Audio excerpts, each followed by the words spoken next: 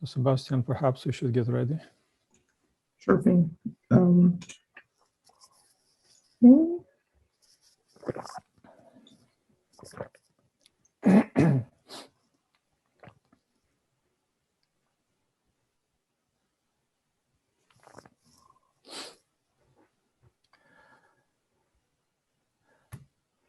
shall we start? Sure, please go ahead. All right, so welcome to the second session of today. Our first talk in this session is by Sebastian Mizera, and he will tell us about saddle points in the S-matrix theory. All right, thank you, Radu. And let me first thank the organizers for the invitation, as well as setting up this wonderful meeting. It's really a pleasure to be here. So today we'll look at aspects of saddle points in scattering Lorentzian scattering processes, which do not have any counterparts in other signatures. So for the most of this talk, we'll focus on just QFT in flat space, so wordline scattering. And then towards the end of the talk, I will also comment on some aspects of string scattering. In fact, we'll consider these aspects of saddle points in the context of a specific problem. And as a matter of fact, it's one of the oldest open problems in quantum field theories, which is called crossing symmetry. So crossing symmetry asks to consider two scattering processes, one involving a particle, incoming particle, and the other one with the outgoing antiparticle, so with the opposite energy momentum. And the question is, are the two scattering processes really related by analytic continuation? So that question dates back to the work of Stuckelberg, Gell-Mann, and collaborators. And the whole problem is to do it in such a way so that you don't leave the space of observables. So you want to impose the on-shell conditions as well as the momentum conservation. Now, there's been a lot of partial progress in the context of axiomatic quantum field theories, specifically with the mass gap. So for example, Gross, Epstein, and Glasser in the 60s shown that what you can do is you can consider this 2-to-2 scattering and take a pair of two particles, one in and one out, and exchange them for a pair of antiparticles like so. So this lets you to continue between S, T, and U scattering channels. Later in the 80s, this was extended also to the case of 2-to-3 scattering, in which a similar procedure holds. And then, as I'm sure many of you heard about from a talk of Ashok Sen around 2 years ago at Strings, there also exist some extensions of this to string field theory. Now, this general strategy is plagued with some technical challenges. So, for example, we still do not know if in a generic quantum field theory, including massless particles, crossing symmetry is false or true. And likewise, when you consider scattering, crossing between different numbers of in and out states, such as this original idea of exchanging a single particle into a single antiparticle, that's still an open question. And lastly, also the question of scattering involving more than 5 external states. And this is precisely where the space-time constraints from the space-time dimension first start to matter, because your space of Mandelstam invariance is now heavily constrained.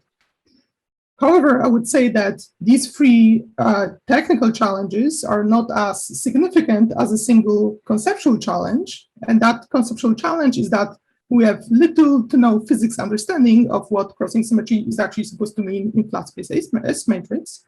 And this is because the previous proofs that I've outlined on the previous slides really hinge on the use of analytic completion theorems. So while they're mathematically, of course, correct, we have little intuition about what this means, why this is true physically. So what I will try to convince you of by the end of this talk is that we can have some new physical interpretation of what crossing symmetry is supposed to mean in the S-matrix. Now, there's a good chance that many of you have not heard about the fact that crossing symmetry is still an open problem. And that's because historically, it was basically too difficult to tackle, and it was eventually abandoned. Then it was replaced with a much stronger mathematical assumption. So one example of such assumptions is called maximal analyticity, of which crossing symmetry is a special case. And in contrast with some of the physical assumptions that you can put on your S-matrix theory, such as causality, locality, or unitarity, there was initially no motivation to introduce such an analyticity assumption, no physical motivation, other than to simplify the math. Okay, and then in my opinion, at least, the S-matrix theory should not be based on assumptions whose physical content we do not understand. And that leads us back to considering more basic questions such as crossing symmetry. Okay, so what's the new strategy? Well, the strategy will be to revisit this question in perturbation theory. So as pointed out by Witten, there will be a connection between crossing symmetry and an absence of a certain class of singularities. The way that those singularities look like is that if you consider some Feynman diagram with an arbitrary number of loops, then you can put the internal particles on shell, that's already singular. But moreover, what we're going to do is we're going to align them along two beams in some well-defined sense. Now, this is a certain class of singularities that your S-matrix can have. And now the question is, in your favorite theory, do such singularities exist or do they not? If you can show that they do not exist, then that would imply crossing symmetry. So the major simplification that comes with perturbation theory is that we'll find a connection between singularities and word-line saddle points. So that is significant, or that's a simplification, because finding singularities is an analytic problem, and then we'll convert it into an algebraic problem simply because saddle points have some it's a set of algebraic equations. Okay, so let me introduce some notation here. So contribution from a single word-line Feynman diagram is going to look as follows. So the dynamical variables in our problem are the Schwinger parameters, alpha sub e, for every internal edge e, where the capital E, I will denote the total number of internal edges, propagators. Then the rest of the integrand also contains this determinant of the Laplacian, as well as some polynomial numerator here, which encodes all the matter content and the interesting OP contractions. But for our purposes, the most important part will be the word-line action, which I will call V, and we do everything in the Lorentzian signature. So the word-line action takes the following form, just the usual double sum over contractions of all the external momenta times the Green's functions between the points where you insert those momenta, and then you have also corrections from the internal masses. So now one of the subtleties is that before applying the saddle point analysis, or really the stratified Morse theory, you need to make sure that the Green's functions are holomorphic, or more generally that the whole integrand is holomorphic. So locally on the word line, if we call the positions of the vertex operators tau I and tau j, then locally the Green's function looks like the absolute value between positions of those two vertex operators. Then what we are supposed to do is we're supposed to replace this by this alpha, which measures the length of this, and then we treat alpha, the Schwinger parameter, as a holomorphic variable. Okay, so now the saddle point equations are very simple, they're just these derivatives. And for the purposes of this talk, I will also ignore the boundary saddles, although they're not very difficult to include in the analysis. Now, what is special about the word line action specifically is that it's homogeneous under dilations. So if you take your Feynman diagram and then you rescale it with some overall scale lambda, then the way that the action responds is that it picks up this overall scale times the original action. Now, this has three very important consequences. And the first of them is that the action actually vanishes on the saddle points. That's simply because we can apply this dilation operator to the original action. We get the action back. But we also know that if we're on the saddles, all the derivatives vanish. So that implies that the action has to vanish as well. Now what we can do is we can integrate out this overall scale, which I call lambda. So we've already seen how the action responds to it. It just picks up this overall lambda. You can also work out what the rest of the integrand does. And what it does is it just picks up this homogeneous factor, where gamma here is called the degree of divergence of this graph. Now, when you integrate out this overall scale, you get this factor of 1 over v. So at least when gamma is positive, you find that on the saddle point, when v was 0, you get a singularity. Moreover, we also have exactly E saddle point equations, but precisely because of this overall scale redundancy, we only have E-1 independent Schrödinger parameters. So this leaves us at least one constraint left over, and that constraint puts some conditions on the external kinematics to be singular. So for instance, in the case of the 4-point scattering, we can express everything in terms of Mandelstam invariants S and T, where T is in the stock the momentum transfer squared. And then in the real S, real D plane, we have this picture here, where the shaded areas are corresponding to Lorentzian kinematics with real energies. Okay, so for some average point over the real kinematic space, we have 0 saddle points. Well, this is what it means to compute the amplitude, which is supposed to be non-singular at some points. But then there is also codimension 1 places where we have a single saddle point, and when 2 of those meet, you have 2 saddles, and so on. So that's something which is intrinsically a Lorentzian property. And if you repeated the same analysis in the Euclidean scattering, you would find no saddle points at all. Now, of course, the physical meaning of that, of the saddles, is as intermediate particles becoming classical on-shell states. So in the literature, these are referred to as the anomalous thresholds. And the way that they look like is simply, if you take your Feynman diagram with a given number of loops, then you put the internal propagators on shell, and that gives you your anomalous thresholds. And for the experts, also the saddle point conditions are, you can show that they're actually equivalent to the so-called Landau equations.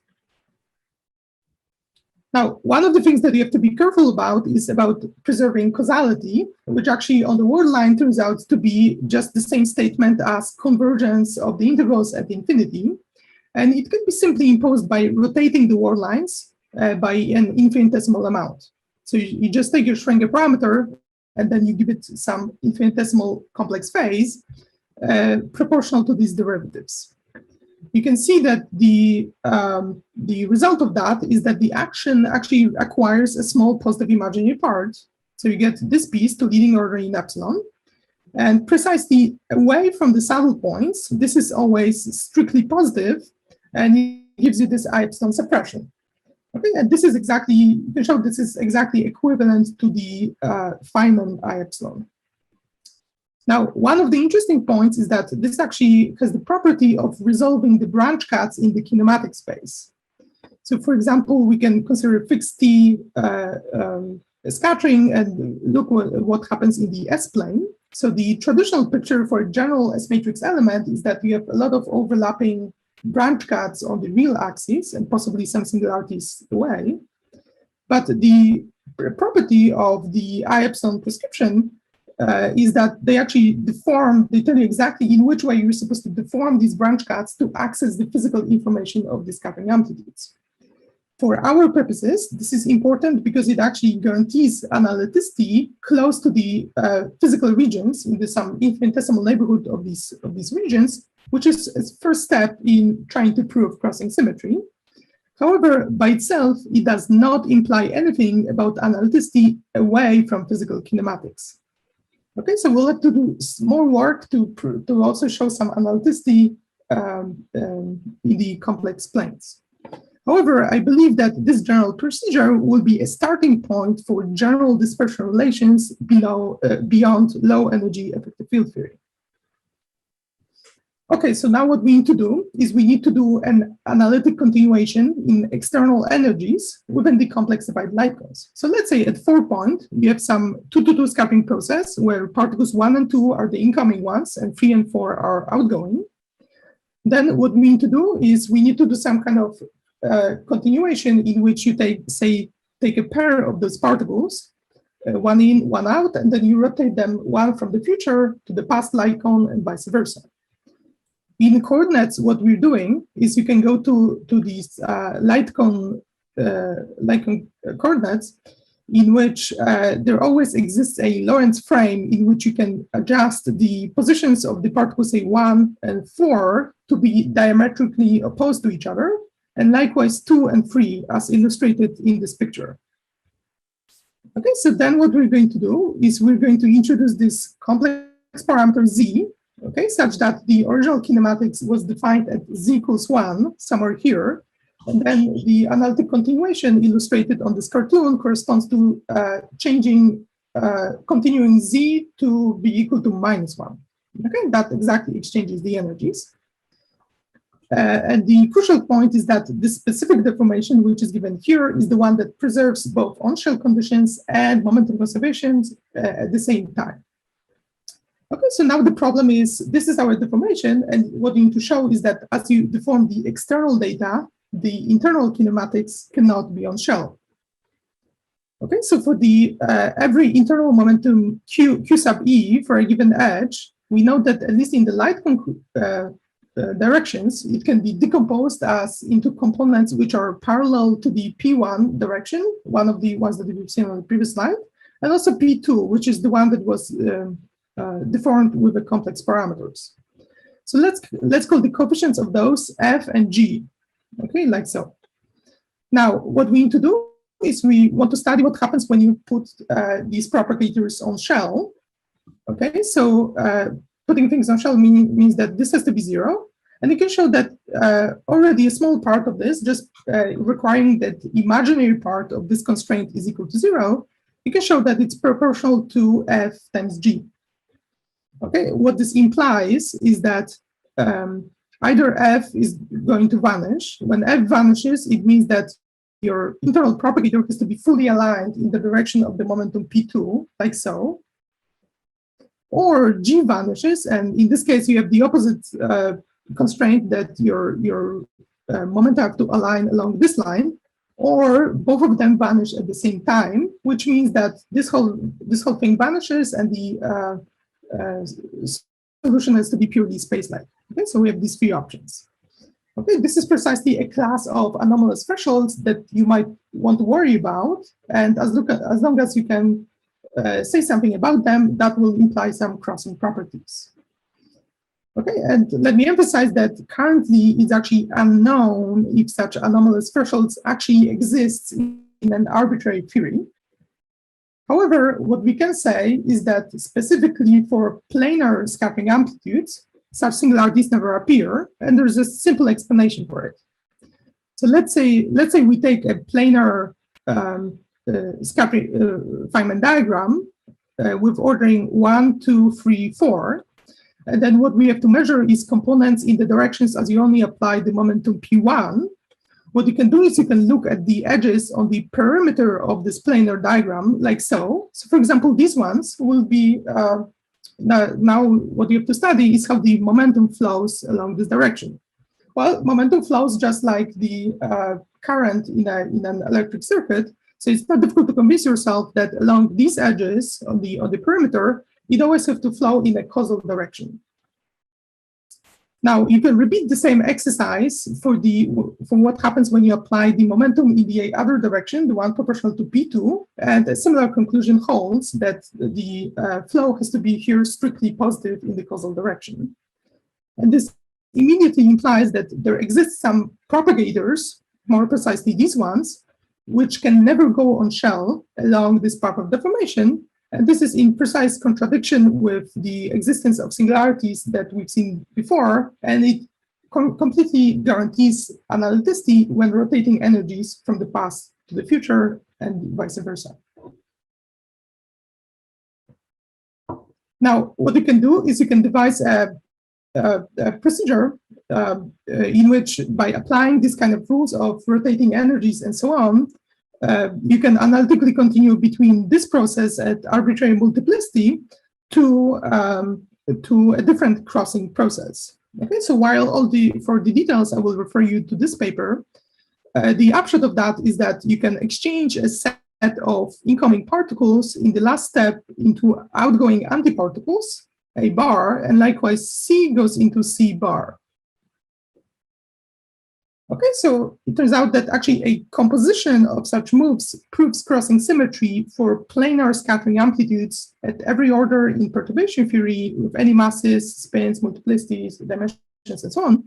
And the statement is that as long as the left-hand side of this exists, then you can show that the right-hand side, where you've changed the a single particle into an antiparticle with the opposite momentum also exists, and it's given by analytic continuation spelled out on the previous slide. Now, the technical conditions is that for this, specifically, you require a scattering of multiplicity 5 and higher, and it only works for processes with consecutive in and out states in a CPT invariant theory. Now, it turns out that actually similar arguments extend to many classes of non-planar Feynman diagrams, such as these ones, but more generally, crossing symmetry remains an open problem, even in perturbation theory. Okay, so now we have an obvious question. Well, how does it generalize to strings? And let me just say it straight away. We actually don't know, but I think it's interesting to understand what are the abstractions in this generalization. Okay, so one of the first realizations that you need to make is that in your string scattering, in the low energy limit, we expect to see exactly what we've seen happening in QFT. So we expect to see at least the anomalous thresholds that you might expect in a QFT. But of course, now the difference is that this has to be true for every mass level. And famously, string theory has an infinite number of mass levels. And this leads you to the following conclusion that Lorentzian scattering amplitudes at any genus must involve an infinite number of saddle points. This is the only way that this story could be consistent with the Worldline picture. Okay, this leads us back precisely to the subtlety that before applying the saddle point analysis, we need to make sure that the Green's functions are holomorphic. Okay, so one aspect of this, say for open strings, is that the Green's function, which used to behave locally as a log of the absolute value between positions of the vertex operators, now you have to upgrade that into, you need to remove the absolute value to make everything holomorphic. So while on the word line, that was a fairly innocuous step, in here, what you can see is that this becomes a multi-valued function on your moduli space. And in particular, what it allows is some non-trivial monodromies as the punctures go around each other. Okay, so this allows for some kind of a winding of strings around each other. So let's say you have a string I and string j, then let me call the number of windings of one around the other wij. So as you perform this operation, everything stays the same, except you've picked up some monodromy phase. The phase is proportional to the contractions of the relevant momentum vectors times this integers wij. And let me emphasize that it's actually tricky to interpret this physically, what is going on. But I would like to point out that recently Greenberg and Pantasena found a similar kind of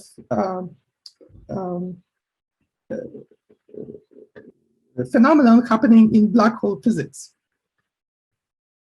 Okay, so this actually turns out to be non-trivial at genus 0. Of course, at genus 0, the question of crossing symmetry is trivial, but I think it's still important to understand what happens with those saddle points. And it turns out actually everything is fully fixed by the topology of the moduli space of genus 0 curves with endpoints. So in particular, the number of sheets as you go around these winding modes is fully counted by the abelianization of the fundamental group of MON, which is a lattice of this dimension. And likewise, on each of the sheets, the number of saddle points is counted by the absolute value of the Euler characteristic, which is equal to this number. Okay, so now our saddle point analysis leads us to this conclusion that you have to sum over saddle points on each of the sheets. Then you have this exponential suppression given by where the S is the wordline action evaluated at the specific saddle point. Then you have to sum over this infinite lattice. For each of the lattice points, we have this monodromy phase, as we've seen before. And then you also have to decide which of the saddles actually do contribute and which ones do not. So everything will be weighted, the sum will be weighted by some integers. Okay, and these integers will depend specifically on the crossing channel. and specifically on the cyclic ordering that you're studying. So one of the puzzles that you might have at this stage is that the worldsheet action is actually completely finite in string theory. So this naively does not give rise to any divergence, which is in tension with the one-line picture. So you see that the only way out that these two pictures could be compatible is that if these infinite sums actually start resumming and they give you some kind of resonances. And this is precisely what this, oh, sorry. So can you please try to wrap it up? It 2 minutes. up, actually. Okay, so for example, in the case of 4-point scattering, we can consider the Chan pattern ordering 1, 2, 3, 4. And as we know very well, in the 2-2 signature, everything is suppressed by this action, which is a famous result of Gross and Mende. And now in the Lorentzian signature, what we have to consider is this infinite lattice of saddles. Everything will be labeled by the windings of the string 1 around 2 and windings of 2 around 3, where all the other windings are not independent of these two. And then you have to compute these integers. So while the details are given in this reference, let me just flash you the final result that in the S channel, we do not have any saddles on the original sheet, but we have these two infinite lines of saddles that go into the direction of increasing winding of 1 around 2. Similarly, in the T channel, we have a similar situation, just up to cyclic symmetry. And in the U channel, we have only one saddle. So this fact here in the U channel is perfectly consistent with the fact that you do not have any singularities in the U scattering for this cyclic ordering. But in the S channel, you see that what you can do is you can resum these saddles. And after you do this resummation, you see this factor, exponential suppression, times precisely the factors that tell you about the resonances here at the integer space. Okay, so in the final -2 minutes, let me just give you a quick summary. What we've asked ourselves is this age-old question of crossing symmetry. We can continue a particle into an antiparticle. And the approach that we've taken in this talk is interpreting singularities as wordline saddle points.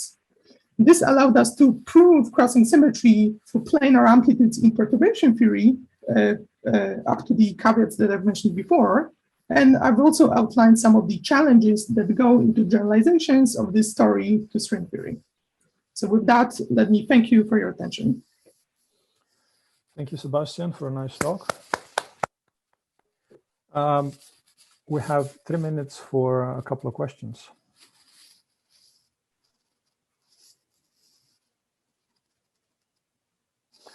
Joao. Hi, Sebastian. Just a quick question about the string picture. So you said that even at the 3 level, at the genus 0, you already had non-trivial stuff. But in that case, I mean, we just have the explicit Veneziano amplitude, and absolutely there's nothing. I mean, it's just explicitly analytic in SNT up to poles. So yeah. Can you explain it in terms of that example? How do you see these issues? First of all, in the context of crossing, let me also mention that, of course, we have meromorphic functions, so there's no question about crossing in the first place.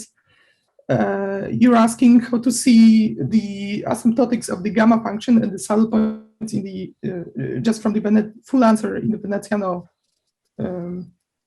amplitude. And there, indeed, mathematicians have seen that if you try to do asymptotics of the gamma functions, you would find a very similar issue for the individual gamma functions. And at least at 4-point, when we know that the answer is expressible in terms of gamma, gamma over gamma, we can translate those results, and they're in perfect agreement with this saddle point analysis on the worldsheet at 4-point. Then, of course, the story becomes more difficult at multiplicity 5 and higher. That's it. Thank you. Okay, thank you. Daniel?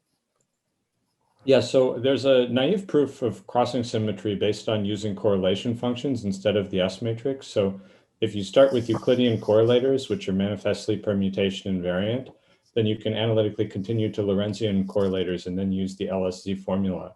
So isn't that already kind of a proof of crossing symmetry just based on the permutation symmetry of the Euclidean correlators? Is there some aspect of that that you're not satisfied with? Yeah. This is not a proof of crossing symmetry, and it's sort of already Simon mentioned that challenge, which is that the LSZ itself does not define scattering amplitudes because it does not converge for on-shell kinematics. So you need to first translate the properties of your correlation function into off-shell statements about the S matrix. So they're really not S matrix, they're just statements about off-shell Green's functions. And then the whole trouble is we're showing that those properties of the off-shell Green's functions can be analytically continued from off-shell to on-shell. And this is precisely what Gross, Epstein, and Glasser did. And this is the whole crux of the problem. That's why it's so difficult to generalize it to higher multiplicity. And what is sort of non-trivial physically, what is happening, because in doing this analytic continuation, we have to basically continue across the light cone. Thanks. We are unfortunately out of time for questions. So I would suggest that Simone and Gabriela will join the Slack channel and continue the discussion there. So let's thank Sebastian again.